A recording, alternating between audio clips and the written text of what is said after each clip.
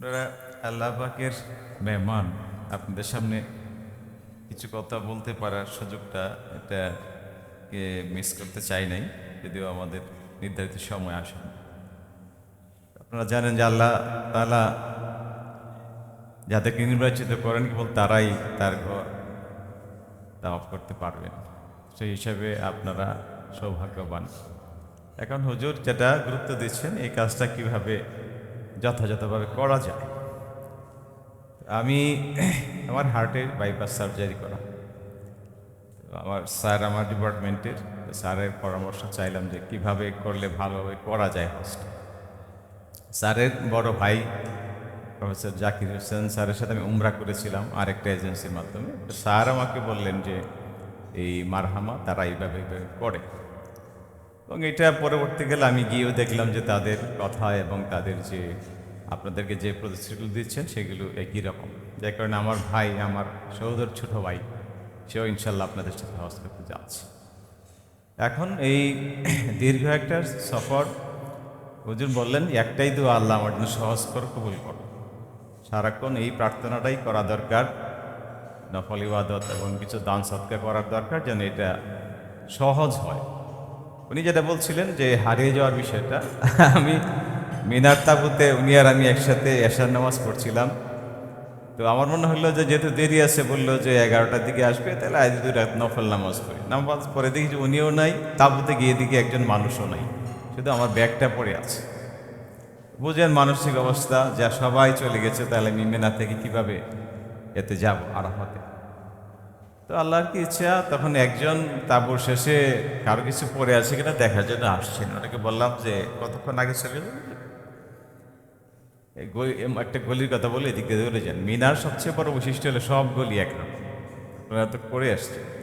কাজে যে যত চিনেন, যত বুঝেন, কোনো কিছু কোনো কাজে আসবে না। ওই হলুদ এটা রাখতে হবে, আরেকটা হচ্ছে। তো আল্লাহর কি রহমত, আমি দৌড়ে গেলাম। ওনাকে ফোন করবো যে এটা আমার তখন মনে নাই। একেবারে একটা বাসের কাছে গিয়ে ফোন করলাম, উনিও আমাকে ফোন দিচ্ছেন, আর আমি তখন কেবল দরজার ভিতরে ঢুকলাম, দরজা বন্ধ হয়ে যাচ্ছে। এই একটা স্মৃতি যে বাসের দরজাটা বন্ধ হলো, আমি ঢুকলাম আর উনি আমাকে ফোন দিচ্ছে, আমি ওনাকে ফোন দিলাম যে আমি বসেছি।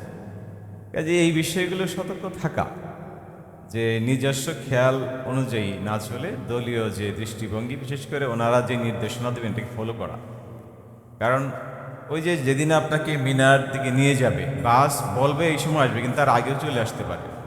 আর পরে হওয়াটা তো খুবই স্বাভাবিক, আপনি সন্ধ্যায়ও চলে আসতে পারে, মাঝরাতে আসতে পারে, হাজার হাজার বাস চলবে তখন। এই জন্য রেডি হয়ে থাকাটা এই সময়টা খুবই গুরুত্বপূর্ণ। এবং মানে যারা এরকম রাহবার আছেন, তাদের পথ প্রদর্শক আছেন, তাদের নির্দেশনা মেনে চলে। দ্বিতীয় কাজটি হচ্ছে, আমরা যদি আরাফাত থেকে মুজদালিফায় যাই, যে বাসে যাই, বাসে আমি দাঁড়ানো ছিলাম, প্রথমে নির্দেশনা নেমে যাওয়ার। আমি এবং দুইজন নেমে গেলাম, তারপর মুহূর্তে পুলিশ বললে বাস এখানে দাঁড়াইতে পারবে না। বাকি সবাই আমার দুইজনকে রেখে চলে গেল। তো এখন এই মুজদালিফায় কেউ কাউকে চেনার কোনো উপায় নেই। তো আমরা এটা মেনে নিয়েই, আমাদের যে সামানা ছিল, একটা চাদর ছিল, ফু দেওয়ার একটা বালিশ ছিল, এগুলো নিয়ে একটা জায়গায়, মোটামুটি এই জায়গাটা গুরুত্বপূর্ণ। আপনি মনে করবেন না যে রাস্তার পাশে, তাই কারণ সারা রাত মানুষ আপনার উপর দিয়ে যাবে। কাজেই একটু নিরিবিলি কোথাও গিয়ে থাকাটাই ভালো হবে। পরে সেই রাতে আবার আপনার পাথর সংগ্রহ করার ব্যাপার আছে। আমরা কিন্তু বিচ্ছিন্ন হয়ে গেলাম মূল দল থেকে, মাত্র 2 জন। আর পরের দিন যখন আপনি সূর্য ওঠার পরে পাথর মারতে যাবেন, তখন কেউ নাই পরিচিত, আমি একা। তো সেই দলে গেলাম, তখন ডানে বামে তাকানোর সুযোগ থাকবে না। আল্লাহর কাছে এই দয় বেশি করা, যেন এই কাজটা আল্লাহ সহজ করে দেন। লাখ লাখ মানুষ আপনাকে ঠেলতে থাকবে পিছন থেকে সামনের দিকে দেওয়ার জন্য।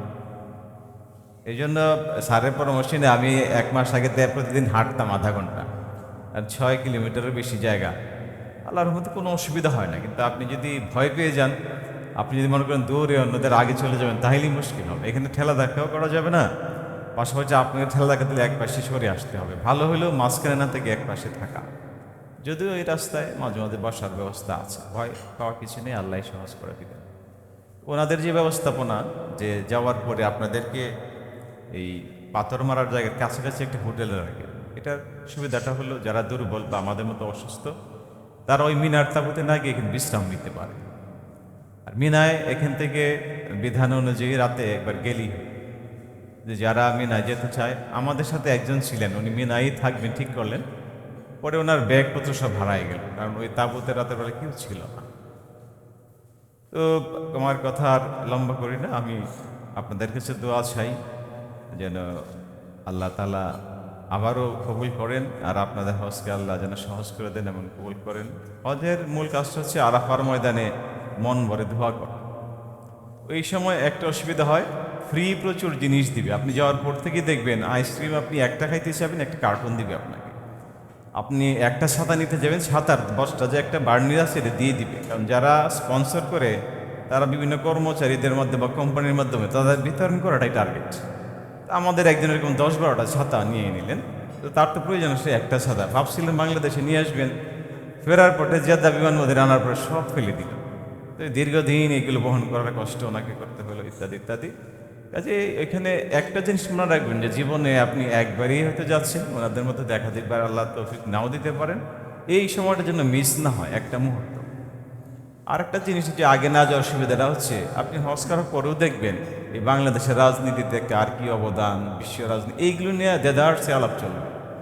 এই বেহুদার সময় নষ্ট করা মানে না করাই ভালো, একেবারেই না যাওয়া ভালো।